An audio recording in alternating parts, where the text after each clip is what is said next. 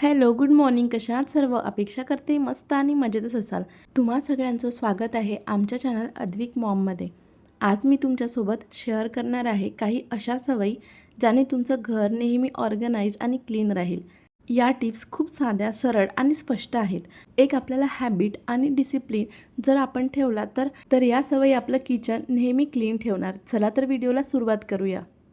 जेव्हा आपण भाज्या निवडतो किंवा सोलतो, कापतो, तेव्हा साईडला प्लेट किंवा एखादा बाऊल जो तुम्ही यूज करत नाही त्यामध्ये या भाज्यांच्या पील्स टाका. यामुळे तुमचं किचन काउंटर टॉप नेहमी क्लीन राहील आणि तुमचा जो टाईम आहे तो सुद्धा सेव्ह होणार. आता अशी तुम्ही साधी प्लेटसुद्धा घेऊ शकता आणि ह्या प्लेटमध्ये सगळं जे वेस्ट आहे ते जमा करून एक डस्टबिन करू शकता. अशी एक डस्टबिन त्याच्यामध्ये पॉलिथिन टाकायची.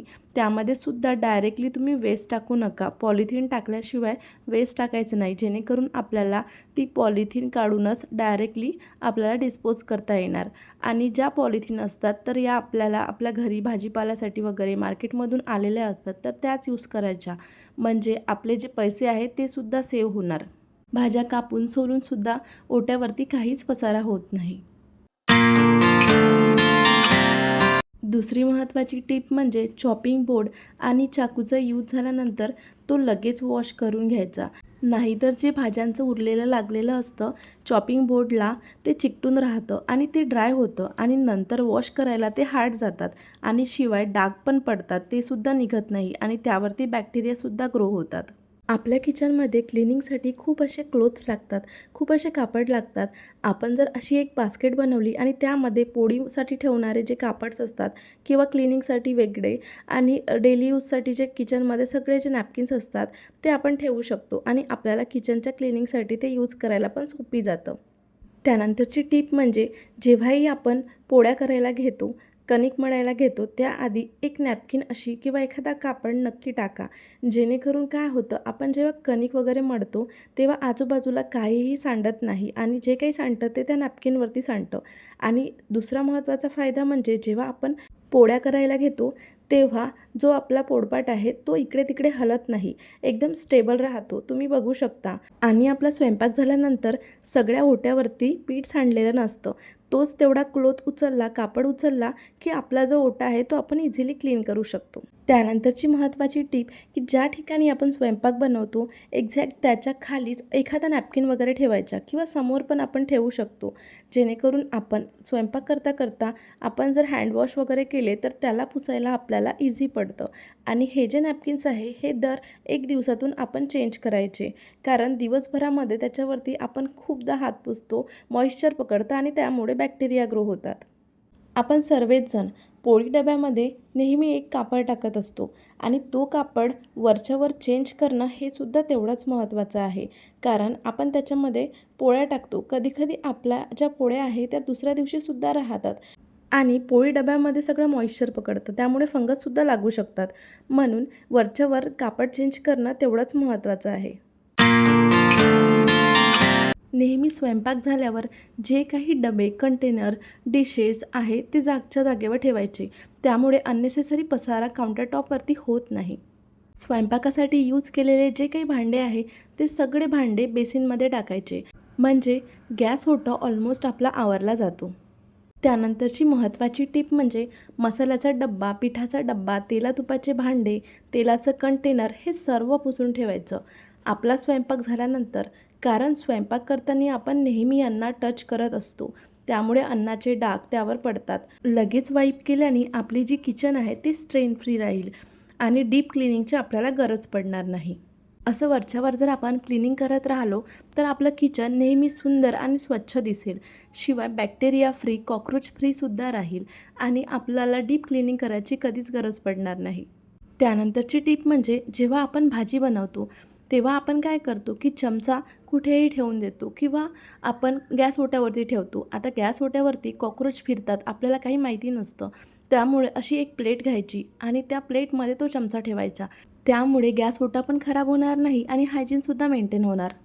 त्यानंतरची टीप म्हणजे जर तुम्हाला कोणत्याही कॉकरोचचा स्प्रे करायचा नसेल तर नेहमी बेसिनमधली जी भांडी आहे ते झोपायला जाण्याच्या आधी वॉश करून ठेवायची. जर तुमच्या घरामध्ये हाऊस हेल्पर असेल तर ॲटलिस्ट त्यामधलं जे फूड आहे ते रिमूव्ह करून ठेवायचं आणि भांडी पाण्याने वॉश करून बेसिनमध्येच ठेवायची. भांडे आपण तसे ठेवू शकतो वॉश करून, पण जे आपलं पोळपाट लाटणं आहे तर ते नेहमी वॉश करूनच आपण ठेवायचं. तसं कधीही ठेवायचं नाही, कारण त्यावरती पिठाचे कण तसेच असतात आणि त्याचमुळे कॉक्रोचेस होतात. त्यानंतरची टिप म्हणजे भांडी क्लीन केल्यानंतर ओले भांडे कधीच कॅबिनेट किंवा आपली जी ट्रॉली आहे त्याच्यामध्ये ठेवायची नाही. पाण्यामुळे कॅबिनेटमध्ये फंगस किंवा बाकी किडे ग्रो होऊ शकते आणि ट्रॉली या जनरली स्टीलच्याच आहे, त्याच्यामुळे त्याला जंगसुद्धा लागू शकते. भांडे कोरडे होऊ द्यायचे आणि मगच त्याला कापडाने वगैरे पुसून छान मस्त ट्रॉलीमध्ये ठेवायचे. फ्रीजचे डबेसुद्धा पुसूनच ठेवायचे. हा डिसिप्लिन आपण स्वतःला लावून घ्यायचा. जेव्हा आपण भांडे वॉश करत असतो तेव्हा बरंचसं पाणी असं खाली सांडतं आणि त्यामुळेच सिंक एरियाच्या जागी एक मॅट टाकायची. त्यामुळे जेव्हा आपण भांडी क्लीन करताना पाणी सांडतं ते ड्राय व्हायला हेल्प होतं आणि जर चुकून पाणी सांडलं तर ते सुद्धा टाईल्सवरती न सांडता मॅटवरती सांडेल आणि त्यामुळे जास्त पसारा होणार नाही. त्यानंतरची टिप म्हणजे जेव्हा आपण भांडे वॉश करत असतो त्यानंतर जे बेसिन आहे ते छान मस्त स्वच्छ घासून क्लीन करून घ्यायचं. त्यामुळे कुठलाही वास बेसिनमधून येत नाही किंवा कॉक्रोचसुद्धा होत नाही. त्यानंतरची महत्त्वाची टिप म्हणजे सर्वात वाईट आयटम असतो तो म्हणजे सोप डिस्पेन्सर. भांडी घासल्यानंतर नेहमी सोप डिस्पेन्सर वॉश करून घ्यायचं, कारण स्क्रबर, स्पॉन्ज आणि सोप डिस्पेन्सरमध्ये किडे, माशा, बॅक्टेरिया होऊ शकतात आणि स्क्रबरचा स्मेलसुद्धा येऊ शकतो, कारण स्क्रबरला अन्नाचे कण चिकटलेले असतात. त्यामुळे सर्व वॉश करून घ्यायचं आणि स्क्रबर सोप छान ड्राय होण्यासाठी ठेवायचं. वायपरनी जो ओटा आहे तो वाईप करून घ्यायचा आणि उरलेलं जे जाडीमध्ये अन्न आहे ते सुद्धा डस्टबिनमध्ये टाकून घ्यायचं, जेणेकरून आपली जी किचन आहे ते नेहमी क्लीन, छान, स्वच्छ आणि नीटनेटकी राहील.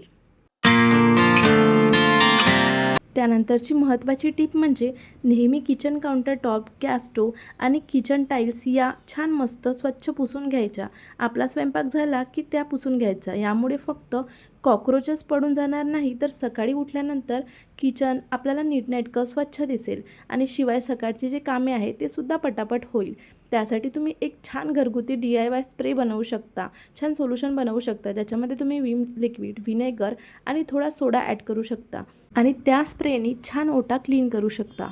त्यानंतरची टिप म्हणजे ओटा पुसल्यानंतर जे कापड असतात क्लिनिंगचे तर ते स्वच्छ पाण्याने वॉश करून ड्राय करायसाठी ठेवायचं आणि वीकमधून एकदा मात्र पाण्यामध्ये डिटर्जंट टाकून छान मस्त भिजत घालून मस्त वॉश करून घ्यायचे. कारण जर ते खराब असेल तर त्यावर फंगस, बॅक्टेरिया ग्रो होतात आणि कॉक्रोच पण होतात आणि हे आपल्याला किचनमध्ये कधीच आवडणार नाही. त्यानंतर आपला जो फ्रीज किंवा मग आपल्या ज्या ट्रॉल्या असतात तर त्या वरून अशाच कापडने पुसून घ्यायच्या, जेणेकरून आपल्याला डीप क्लिनिंग करायची गरज पडणार नाही, कारण आपण स्वयंपाक करताना आपले हात त्याला लागतात. आता हे कंपल्सरी नाही, बट फ्रीज, मिक्सर तुम्ही रेग्युलरली क्लीन करू शकता. सर्व किचनची क्लिनिंग झाल्यानंतर एकदा किचन छान मस्त झाडून घ्यायचं, जेणेकरून आपलं जे किचन आहे ते छान फ्रेश राहतं आणि आपल्या किचनमध्ये एक वेगळीच प्रसन्नता राहते आणि सकाळी उठल्यानंतर आपल्याला काम करायलासुद्धा उत्साह येतो. हे सर्व करायला आपल्याला हार्डली अर्धा तास लागतो, त्यामुळे आळस न करता या गोष्टी आपण फॉलो करायच्या. सर्वात जास्त खराब होते किचनमध्ये ते म्हणजे आपली चहा गाळणी. त्यामुळे नेहमी चहा झाल्यानंतर चहाचं भांडं आणि गाळणी वॉश करून घ्यायची, नाहीतर चहाचे जे पार्टिकल्स असतात ते चाळणीमध्ये ड्राय होतात आणि त्याच्यामुळंच आपली जी चाळणी आहे ते ब्लॅक होते आणि खराब होऊन जाते. या सर्व जर टिप आपण रोजच्या रोज फॉलो केल्या तर आपलं किचन नेहमी छान, स्वच्छ, सुंदर राहतं आणि आपलं जे काम आहे ते सुद्धा कमी होतं. इथेच मी आजचा व्हिडिओ संपवते. तुम्हाला व्हिडिओ कसा वाटला कमेंट करून नक्की कळवा. लाईक करा, शेअर करा आणि हो, चॅनलवरती नवीन असाल तर चॅनलला प्लीज सबस्क्राईब करा. So take care. भेटूया अशा नेक्स्ट इंटरेस्टिंग व्हिडिओमध्ये. तोपर्यंत बाय.